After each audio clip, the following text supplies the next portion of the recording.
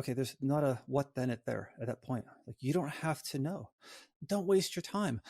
I mean, it's okay to have a big landscape goal, like a moonshot and all that, but get to the end of the 5, man, because you're going to be a whole different person and change your mind anyway. There's enough work right there. Just get to the end of the 5 years. Stand at the edge of a pier. It looks like a big horizon.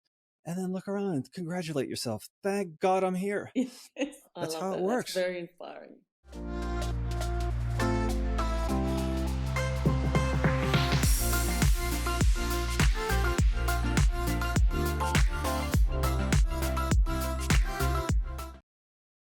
Hi, and welcome to the Career Success Coach podcast.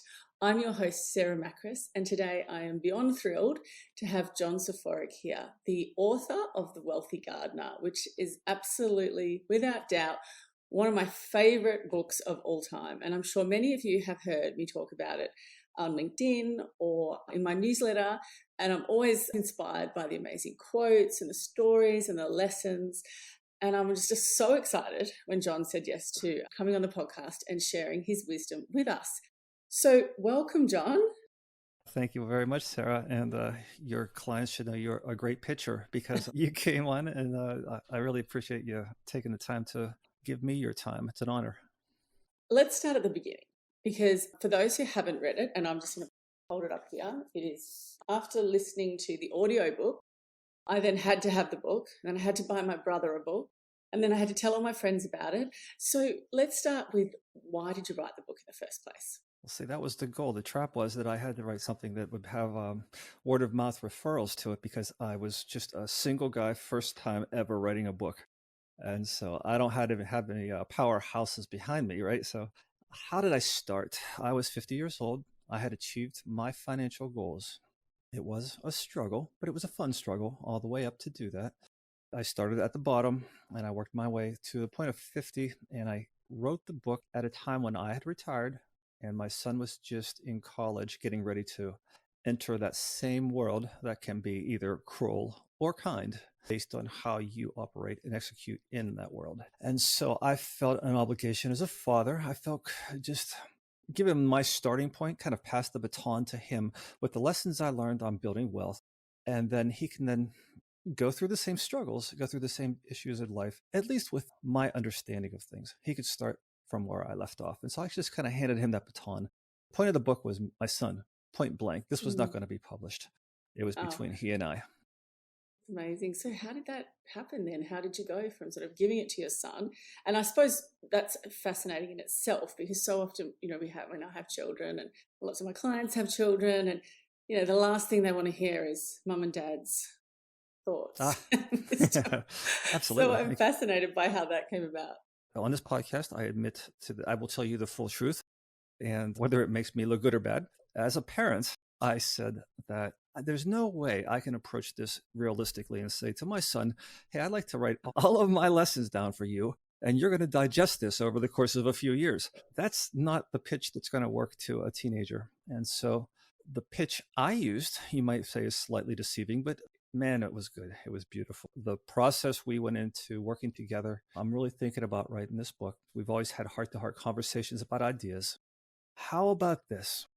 I would really like for you to be my first editor. And let's just take it right there. It's not a commitment. Let's just try one. And then we're going to try another chapter and see where it goes. And so that is very real how that happened. He was at college. I sent him a chapter. He would come back. He would question some things, argue with some things.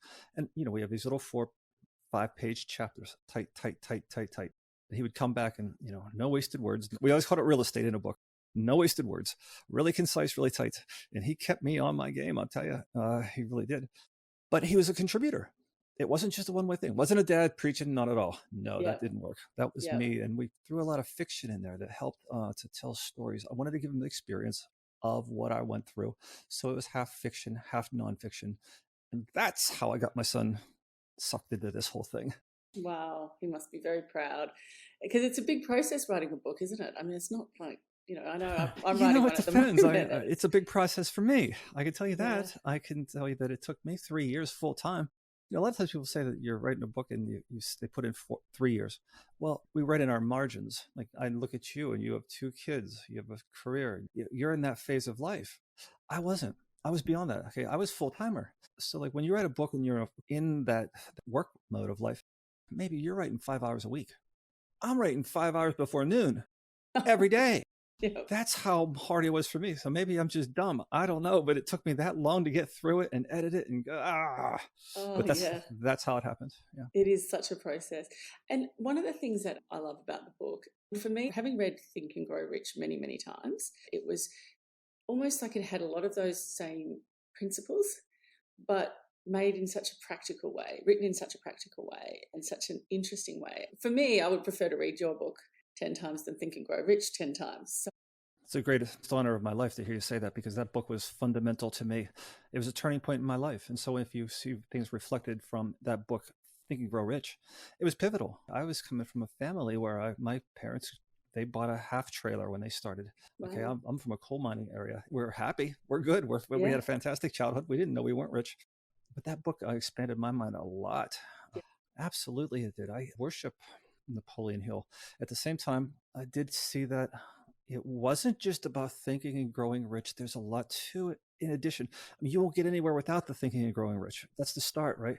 But you and I both know, and it sounds like you have an intelligent group of listeners here. We all know it's not going to just be about thinking and growing rich. And he didn't exactly say that. That wasn't a cute title to his book. But there was things left unsaid in that book that I needed my son to understand, and I put them in mine. And not just Napoleon Hill. I stood on everybody's shoulders. We should be able to write better books than the generation ahead of us, because we can stand on their shoulders. Thank God for their contribution. It elevates our own if we take the lessons down. So, well, it came at the right time, because I was really looking for that next. I'd sort of felt like I'd exhausted Think and Grow Rich, even though I know that you can never do that.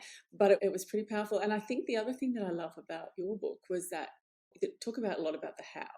And for so many of us, we get so busy, and particularly I know one of the challenges for my clients is they get so busy doing the job, the focusing on that, and finding that those bits of time to sort of move the needle on their goals can be really challenging. And that's what you sort of take that a little bit further and explain how to get that done. Because I walked up that mountain. I think people sometimes one of my frustrations is I wrote a book and people will say, wow, look how successful his life was or something. No. It's a mountain climb for me too, and it's like I was there. I remember having this I have sayings everywhere. I always say I'm so dumb I can't remember things, so I put quotes all over my walls everywhere. I'm so busy doing small things, I have no time for anything big, something like that, right?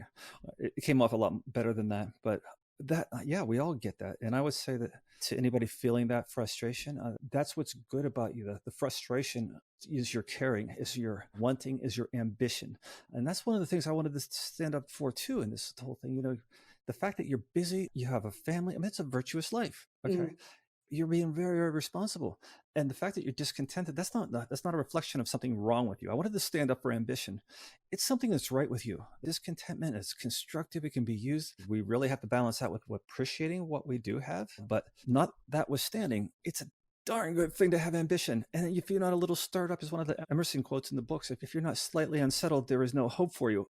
I say that is true too. Yeah. And frustration that you don't have time. Yeah, we can figure that out, especially if we put our head on goals and we visualize and we do what's in Napoleon Hill's book. Yeah. Now, we all read that book, but who puts your eyes on goals? Who does the affirmations every day? Who does what he'll call the autosuggestion, which is like a hypnosis? Who does that every day? Now, that's what I'm talking about, right? Yeah, it's no, I small totally things agree. Done daily. Yes, and often the things that we need to do are the things we resist, isn't it? And they're not that hard. It's just sometimes they're easy to forget. I say that a lot. So many things that are easy. The fundamentals, some of the success principles you and I will talk about. I'm sure you coach your clients hell with this. You're not asking people to dig a ditch or a coal mine. There's no sweat coming off your forehead here. Sometimes it's just having a list, remembering to do these little things like, okay, do you put your eyes daily on your goals? It's not that much. Do you read 10 pages daily? It's not that much. All we're talking about is cutting out a little TV time here. Yes. Come on. So it's just a little bit of that. There's in my book, a term, I'm talking to you because you did read the book, and I value that so much that you're indoctrinated. There's a chapter on the sacred effort, and that's not my term again. It comes from another person. But there's a lot of sacred no's before a sacred effort or involved in a sacred effort. That's a term too, that sacred no's, like good things that I had this myself And I want to say that I'm not preaching. I'm telling you that this is my struggle. I had this little quote on the wall about I have no time for big things. And so, okay, John, you can't have it all. Well, I felt that way too, of course. So now what? Well, I really liked playing basketball. I loved it. It gave me a sense of importance because I was a good basketball player. Well, guess what's not contributing toward my goal? It's the basketball. Darn it. Yeah. Okay, let's cut that out to make some time here.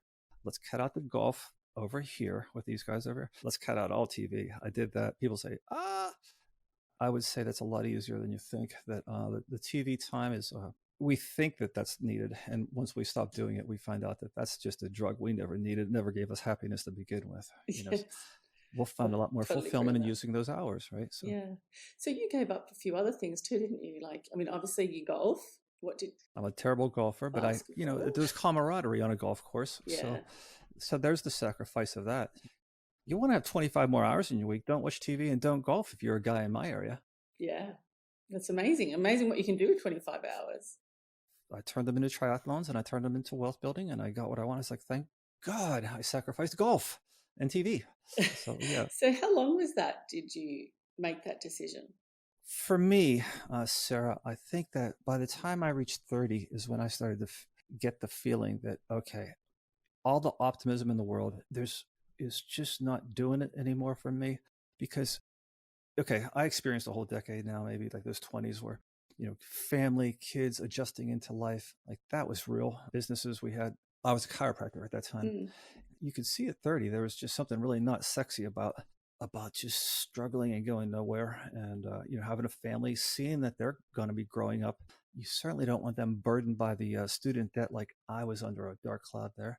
Yeah. And you start to see the finite amount of time ahead of you. Yeah, I could work till I'm 90, maybe. I mean, but that doesn't make you, so now what? I would say that at 30, that was not a fun year to me. When I crossed 30, I wasn't celebrating. I was like, oh man, I thought I'd be so much better off by now. To be honest with you, I kind of feel like I'm letting my wife down, my son, my daughter. They're heading. They're going to go to school. I mean, I'm just strapped, man. We're going on vacation. I'm worried about money. Yeah, that's no way to live, and that's how I felt right to 30. So 30, I think that was my elevator to the basement where I said, okay, I'm just not happy. I'm not fulfilled here. And sometimes that's good. I mean, thank God it didn't beat it out of me. And I just didn't conform to society in the 20s. I could have done that, Yeah. I got a tail wagging dog. I have a tail wagging dog, but I could have just never had anything that was bigger or matched the potential within you. I think that's sometimes what people feel like you and the people that you talk to there.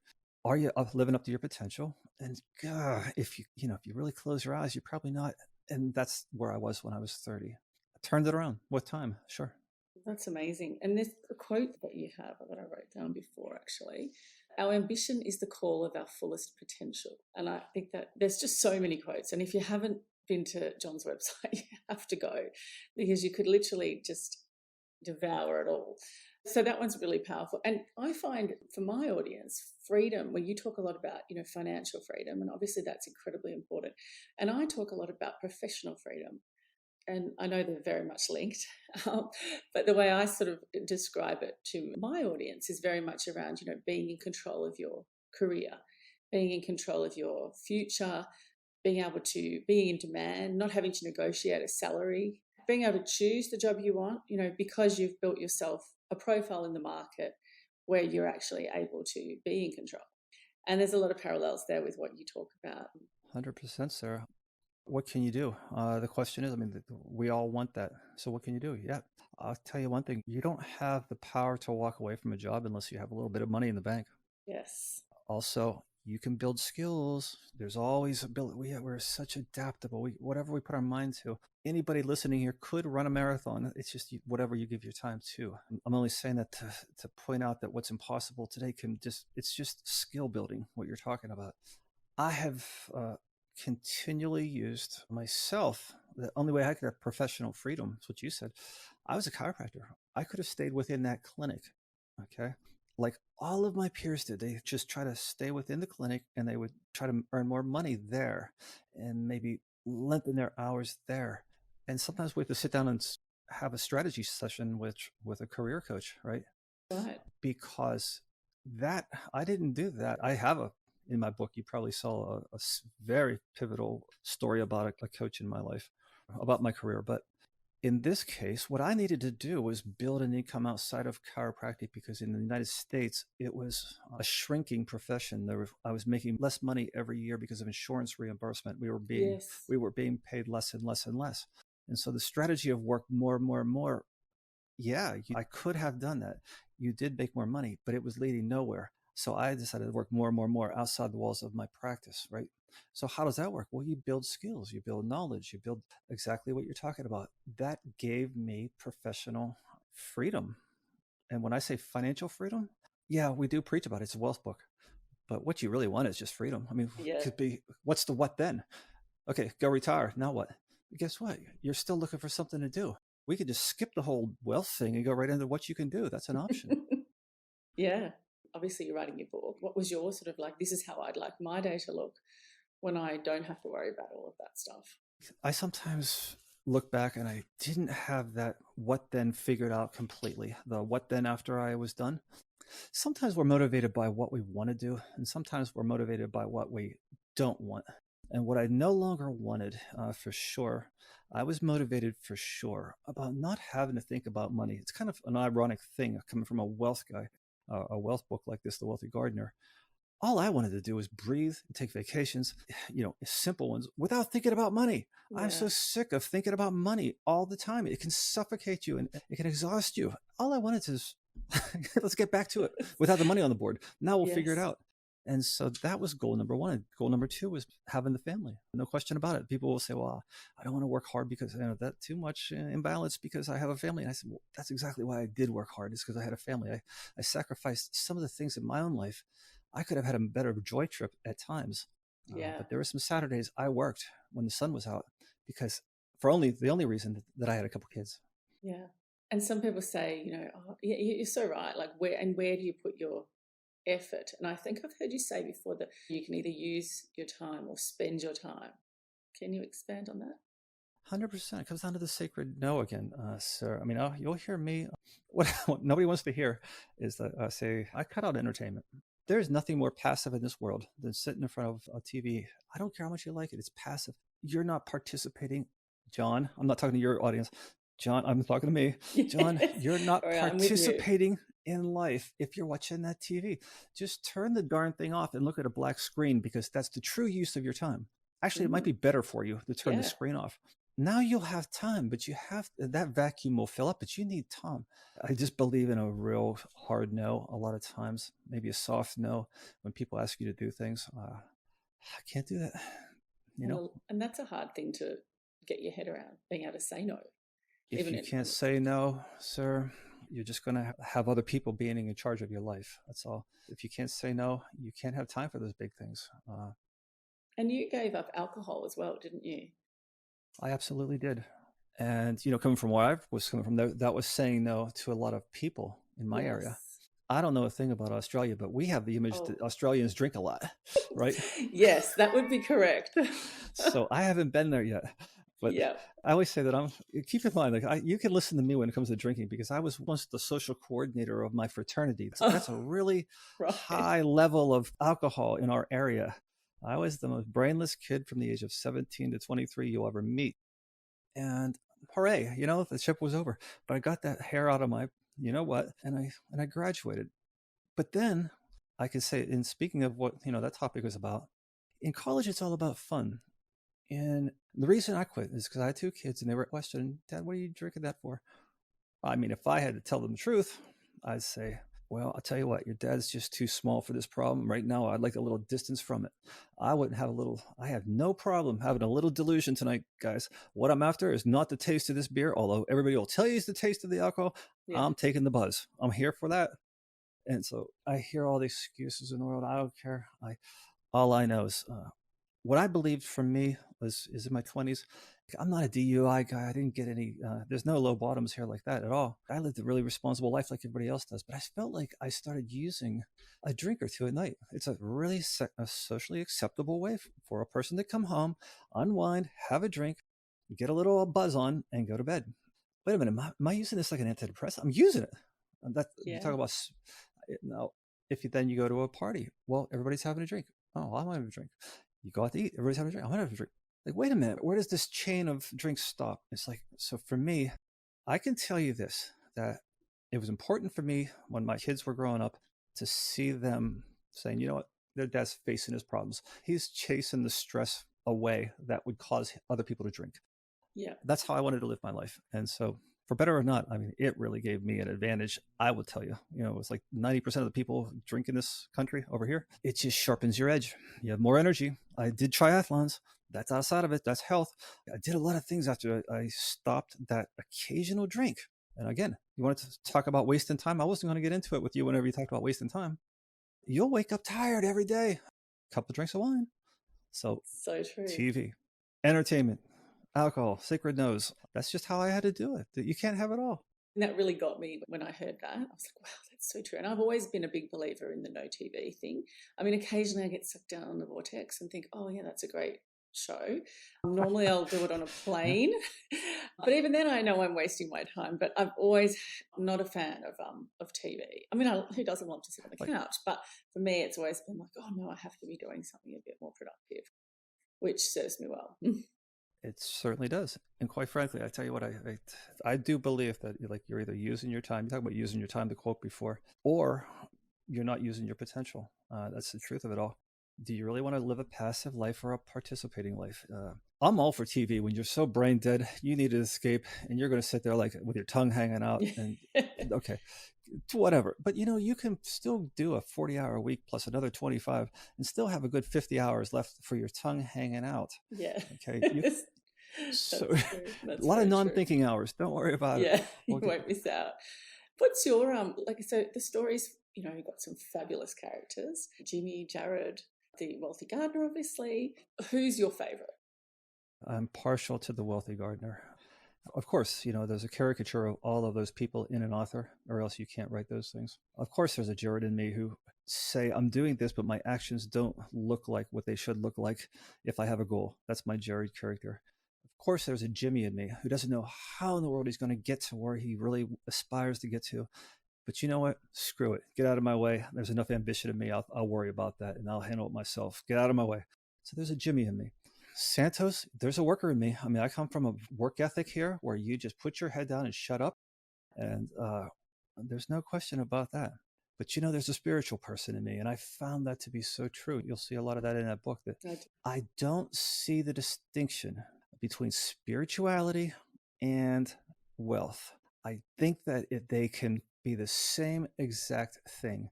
If you get it on purpose and you're serving other people, you get your mind straight. And I think that's what represents the wealthy gardener to me. He's kind of always getting us closer to that spiritual edge where there's so much demonization, at least in America. You think it's the engine of the world where everybody's like, I could tell you in our entertainment industry, we always put down me. It's always like the greedy people or the wealthy people. Yeah. We're always watching. No. I know a wonderful, amazing master yogis who are big CEOs, Yeah. Great people. And so I kind of needed the wealthy gardener to be my spiritual guy who didn't step over too far. He also understood how to get his hands dirty. Yes. He understood he didn't make the plants grow. And so that was a big theme in the book. I've got a massive oak tree in my backyard. Huge. And it's often the bane of my existence. My husband and I often look at it and think, oh my God, it's dropping more acorns. But I've got to say, you're reading The Wealthy Gardener and you talk about acorns and the acorn tree, and I have this newfound appreciation for my tree. What was so special about that tree? Again, it's certainly not developed something that I come up with. I think The Wealthy Gardener, as you say, there's a lot of quotes, a lot of people, a lot of learning in that. It's 30 years of my life. Sure. It just comes out of you. You think it's your own idea, then you read one of those past books from a long, long time ago and you say, oh, geez, I've been claiming that idea on my own. That's not my quote, really. But geez, the oak sleeps in the acorn. That's James Allen, The bird lays in the egg. They're just waiting. And so those were hard because there were spiritual chapters, And so, man, you see me writhe on the floor and my son just laughs. And I'm like, okay, because, you can't preach to people. So you speak in a metaphor. Yes. Everybody understands the fact that we don't understand how that works. but there's a force there. We all see the fact that we stuffed this acorn in the ground, and by God, it always had that potential within it, even though it could sit there on my desk for 10 years. It's so hard to believe when you look at them all on the floor. It is, it's true. All those, there's acorns in every one of them. And then there's all of those acorns in that acorn. It's the future potential of that. So I don't know. I was just trying to get to a story that you could marvel at, have awe of, and speak of that force behind the scenes that helps the plants grow. And one of the things that I talk about with my clients when we're talking about creating content and putting your, I suppose, demonstrating your expertise online and sharing it with your industry and with the people that you work with and so forth about, what you know. And you know so much at a certain advice, by the time you're 40, you've got a lot to share. But sometimes that we almost sort of get fearful of sort of putting ourselves out there and being judged and so forth. Did you have any of those sort of... 100%, Sarah. I didn't commit to this. I'll tell you the story. My son, so like here I am. I'm going to teach you my lessons. Well, my protege came back and hit me hard. He slapped me with my own lessons, and he said, Mike, I don't know if I don't need this. This is a lot of personal stuff that I put out there between you and I. That meant a lot to me. The process every week, he and I going back and forth, father and son, editing this book forward. And there's meaning to that, regardless of anything else. I'm done. I'm happy. I'm fulfilled. And I said, well, now we're talking about the next step because, okay, that kind of worked out, that whole storyline and everything. So I said, nobody's going to understand this, Mike. It's just like not where I come from. It's like the secret. Like when you live a life like we're speaking of, so much is done in private, behind the scenes. They see you mow the lawn outside, but they don't see you fall on your knees. They don't see you have goal visualizations. They don't see you do things that's part of your secret life that I revealed through this book, right? I don't know if I need this criticism. People are ruthless out there and nobody's going to understand. So he comes back to me and says, Dad, you have this, I have this wall of all these characters, the best biographies I ever read. And I try to take one major life lesson from the book from each one. Okay. And that wall, those are my counselors, my wall of fame there. People that you emulate, and they lived in such a way you want to be like that, hopefully, or die trying, maybe. So he says, well, Dad, think about this. What would those guys in your wall say if you were going to quit now? Like, oh, man. Yeah. Now what? Yeah. Now what? So kind of hypocritical for me to stop and not do it. So, yeah, I took the plunge, and that was not easy. And yeah, to your point about feeling rejected and criticized, I'm there again already. I haven't mastered this, even though the book is translated into 10 languages. I love your Australian publisher. It's fantastic. It was a success. I completely have 100% fear that the next book is going to just be an absolute mess and not worth a reader's time. Absolutely. It's a motivating fear for me. Yeah. I suppose you wouldn't be human if you didn't feel like that sometimes, but... You'd write a bad book, I think. You'd be a really arrogant person. You'd write a harsh book, probably a preaching book or I know it all book. And there's a lot of those in wealth. That's not the kind of book I want. I want to reach somebody's soul. And that's how you can live a really good life, a virtuous life, and have a prosperous career. That's what we're after. And that's what I would like to have. I have one more book in me. I'm done. Fantastic. These things kill me. We can't wait for that one. Just on that. So we talk a lot about storytelling in the work that I do with clients, and we'll touch on things that have happened in our lives and how to create a story in order to share a message. That's something that you do just so well throughout your whole book. What's your favorite lesson or story, parable? Either one. Of myself or in my own book, you mean? In your own book, yeah. Parable? I think I like The Sculptor. It took me 5 years to read the book afterwards. I didn't get through it afterwards. It's like, let me see what this is like. And it's like, wow, it's like written by another person, because you always change every 5 years, right? That whole concept. I really like that. The sculptor chipping away at a rock. People question, what are you doing? You could be doing so many different things in your free time. He's going to work. He's chipping away at a rock year after year after year. He's always kind of ridiculed. He's always got to keep his faith up. And he knows he's got this vision inside. Hey, it's my vision, it's my ambition. I'm going to make this happen. I don't really need your approval. And he keeps on going and going and going. And I do see that there's such parallels with that sculptor parable to the way it really is. Live in that life that's really you. and just really not asking for anybody's advice. And I don't really care if you don't understand. Maybe that's even better if you don't, because the inner oddball in me, that's who I am. Okay. Yeah. And the sculptor just goes out there and minds his own business and does it. And then finally there at the end, they say, how'd you do that? He says, I just had to eliminate my self-doubts every day of my life.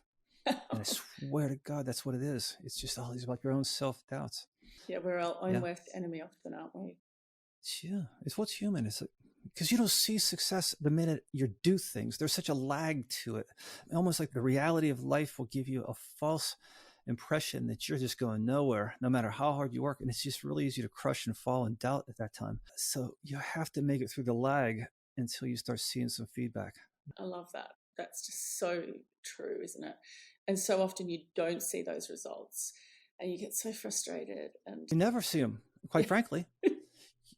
Go ahead and eat perfectly today. You think it's going to make a difference this week? I know all about that one. It's going to only just take the ice cream away. Yeah. So there's nothing good that's happening quickly. Everything happens slowly. So how do you stay motivated in those situations? I know you talk about this. Yeah. And I'm not going to tell you, to me, a big compelling why. It's the reason for your motivation. I mean, motivation doesn't just happen. What was my motivation? Quite frankly, my kids. I'm not sure I would have done it without them. However, I don't want to say that the sculptor, let's get back to that as the fitting analogy. I don't want to say that he was never rewarded, because he did see it. He knew that David was in that rock, he was picking away. He felt the enthusiasm that other people couldn't see. And that's what I would tell people is that, it looks like I'm at, I might be describing a process where I'm saying, hey, dig a ditch to China, but I'm not. If you're really that unmotivated, if you really don't want that enough, and if you have your why set up, there are other goals out there that can motivate us, and other things, other pursuits. You talk about professional career guidance. I mean, exactly what you're talking about, I'm sure. Sometimes the tree is planted in the wrong soil. It just is. Yeah, often. And sometimes a lot of people haven't really spent a lot of time thinking about their goals or thinking about their why. Particularly, it amazes me, actually. I was listening to something, it was a Bob Proctor thing the other day. He was saying how only a small percentage, I think it was like 2% of people actually have a goal, a really clear goal. And I think it was 1% actually have it in their pocket. And it pains me, sir. It pains me. You talk about like what you can do to not be trapped. Nobody wants to be trapped. What you can do to enlarge that small life that you're not quite content with, and you kind of feel guilty for being a little discontent with that. You feel guilty. I should be happy with what I have. Well, by golly, man, put your eyes on goals for 2 minutes a day, every day of your life. Never. Yeah, I know. It's the smallest thing. It's the most important. Yeah, it is. And that brings me to the 5-year crusade. I know we sort of touched on it a little bit before, but that's really powerful, because some people will say, oh, I can't really think that far ahead, or, they sort of think to 15 years. So can you just expand on that a little bit? Now, I will say, Sarah, I hope I'm not plagiarizing some book I read in my past, because I will say that it's possible, but I do say that that's mine. I always just saw it as a 5-year crusade. And I have a picture, a visualization. It's in my mind. I always just knew that if you take it back, like this thing, when you're 17 years old, you're probably your last year of high school. Go 5 years forward, 23, 22. Where are you now? You're a whole different person. You either got through college, you're coming out into the world, you're not a high school kid anymore. You're unrecognizable. You might look the same, but you're a new person. Go 27 now. Go out there. Another 5 years. All of a sudden, you've worked for 5 years. If this doesn't do it for you, take yourself backwards. Go from this day, going back 5 years ago. What's that, 2000? Where are we here? 2023? That would take us back to 2018. My dad just died in 2000. It feels like forever ago. So every 5 years, there's a saying that we overestimate what we can do in 1 year, and it can discourage us. But man, we underestimate what we can do in 5 years. There's nothing we can't transform in 5 years. I really think you change your career, you can change your location, you can change your debt, you can change, there is a lot of power to 5 years. And at the edge of this pier, I was saying I have this picture of a pier out there, and it just goes out into a very still pond, a pier that goes out to a pond. And what I love about this image is that okay, there's not a what then at there at that point. Like, you don't have to know.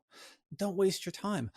I mean, it's okay to have a big landscape goal, like a moonshot and all that, but get to the end of the 5, man, because you're going to be a whole different person and change your mind anyway. There's enough work right there. Just get to the end of the 5 years. Stand at the edge of a pier. It looks like a big horizon.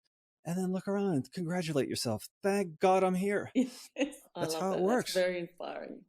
Yeah, it's true, though. That's just how it always unfolded. Every 5 years was so absolutely different if you So progress. you've got a new book coming out at some point. It's on the plan, yeah, which I'm sure will be a huge success. And you mentioned that before. Can you give us any sort of insider knowledge? Yeah. Well, I tell you why I'm doing it. First of all, it was asked for. I used to try to explain it, and it would be really difficult to try to have any kind of a skillful answer to what's the secret? What's the top 3 secrets? And I'm like, I'm trying to answer the unanswerable question. It's a nonsensical question because it's a way of life. Okay. It's just, you have to just get into a rhythm that's a way of life that's very, very intentional, where you don't waste time and you don't waste dollars. It's not that hard. We're not asking you to dig ditches, but you do have to be very intentional and accountable with those hours and with those dollars. And I think it's a lot easier than people think. I think that one of the big discouragements, people don't embark on really going after a goal that's financially substantial, that can really change lives, is because it just sounds like, oh my God, I'm already so tired. Like, how in the world are you guys asking me to take on more? Yeah, I don't have time to go to the grocery store, let alone start a side business. And like, wait a minute, back off. Lower the resistance. And I do think that it's a lot simpler. If you ask me, it's simpler than a normal life. I've done both. Okay. I've done normal John and I've done wealthy John. I can tell you it's simpler. I do less in the wealthy life. I do more. I use more hours, but my focus is here and it's so less exhausting. I'm not chasing golf balls. I'm not watching TV. I'm not worried about money. All these things that are like background apps that are taking your energy, they're not there anymore. You feel this wonderful sense of direction. That's energizing as well. So I wanted to explain that in a book with a system. Mm, that sounds fantastic. Will you touch on habits in there? 100%. I mean, because I do it. Again, what works, right? What's essential? What can you not do? That's always been my question. What can I not do? Because there's a million things you can do. Yes. But what's the essential? Yeah. One of the things I do every day, I wake up today. Now, people will talk about a vision board. They've talked, and sometimes, now what that's really, really important, because that's just putting your eyes on a goal. It's just soft gazing. Okay. You don't have to get yourself all steamed up, but it sets your mind. You know how you get intuition? We always talk about intuition and inner voice and stuff like this, but that little devil can take us down the wrong roads and it can take us up the right roads. But I really believe, and I found in my own life, and I think I stole this one from Pasteur. Louis Pasteur said that intuition comes to those who prepare for it, the wise intuition. And that does it. If you put your eyes on something every day, how hard is it? I have a cup of coffee. I look at these things, a soft gaze. I look at these things every day. Number one. Number two, I go through the Napoleon Hill stuff, the reading, but I do it with an audio. I listen to it. Okay. Prioritize. I mean, we all know this stuff. Did we do our top 3? Meaning, what don't we do? That's really what we're after, right? Yeah. I'm an exerciser, so I can tell you this, that a little bit of aerobic exercise, you want to prevent burnout. People say, I can't take on anymore. I'm burned out with what I got. It's like, I've never seen a burnout exerciser. No, Sarah. that's very true. Mm. Never have. Seen a lot of burned out drinkers. I'm a triathlete. Think time and track. That's the other thing. Every day, you should be putting your mind on what you want and how. It's in my book, as far as I could have not done it. You say, how can ask yourself that question? I guarantee you, it'll come. But not if you say, I can't do it, or can I do it? No, you don't never think that. You think, okay, how can I do it? It might be the most absurd thing in the world. Just keep your mind on it. You'll get solutions. You'll get ideas. It's everything that I'm sure you're teaching. But in the end, man, you got to track it. You got to track what you do. How do you track it? Well, those things I just listed right there, if they come out to spell impact, that's a big one. I do. It's like Benjamin Franklin. Whenever Benjamin Franklin, he had the autobiography where he talked about his virtues. he puts a check mark and or a minus about how, every day right there. It's just a checklist. All systems that work to change behavior in this world have some sort of accountability like that, where you don't bash yourself over the head, but you don't self-deceive either. Yeah. Okay. Because we all do that. That's what I found. And especially when it comes to the hours that I give to writing. So impact hours. I have to be accountable to what I do in a day. That's a big theme of the new book is you are what you do.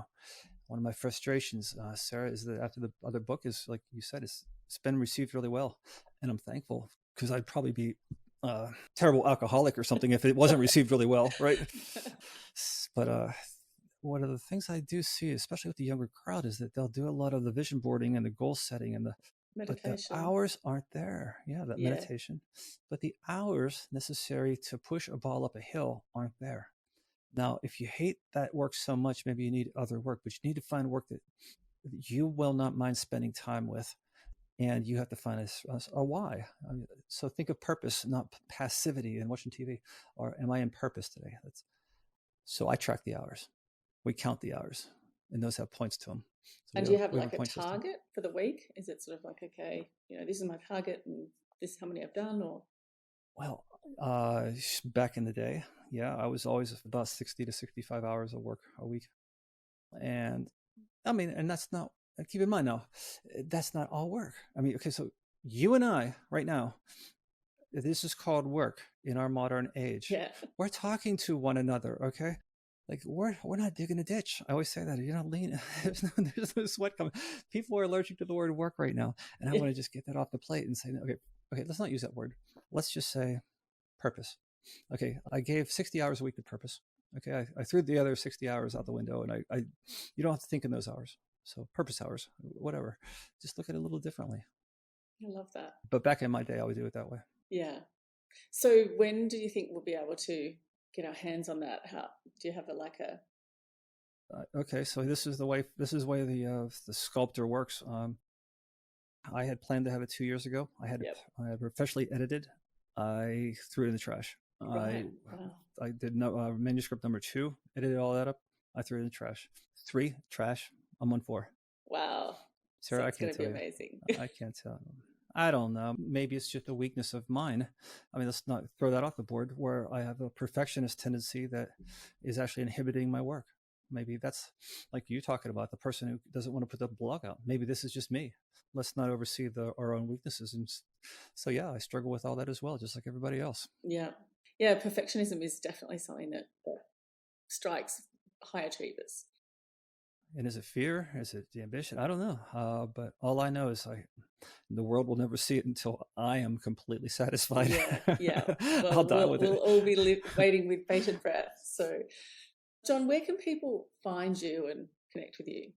They can't find me, Sarah. I'm not. Well, I'm writing a book, but you do have a great website. I have a book. I'm trying. You're my only podcast this month. I don't want anybody to find me. No finding. I do have a website, and it does have my email on it. I do see the emails that come through. Yeah. So they can go there and get your. I need coached by you to how to socially do this, but because I don't want to right now. Yeah. I'd be more than happy to. I need a sacred no to a lot of things to finish this book. Yeah. And that's one of them. Right. We will we'll all be waiting. So I'm really excited. And I know everyone will really enjoy this episode. Any final words for our listeners today? I always just say that, don't ever view the frustration as something wrong with you. I say that is your greatest hope. So if you feel frustrated, if you feel like you're not where you want to be, if you're not content with your life, even though your life is good, God bless you. That's your greatest strength. Find out what that is. That's what I say. If I didn't use my discontentment, Sarah, I would be renting a house, and I would feel so bad that my kids went through college and they had these huge debts. And when they had troubles, I couldn't pay for them, all that. It was only due to my following my soul, my discontentment. So I say that I'm supporting your misery. Yeah. It's God-given. Okay. Use it. Yeah, absolutely. Well, thank you so much. It's just been amazing to chat to you. And we will be, all looking forward to that next book coming. I'll let you know. I have no promises. Thanks, Thank John. You.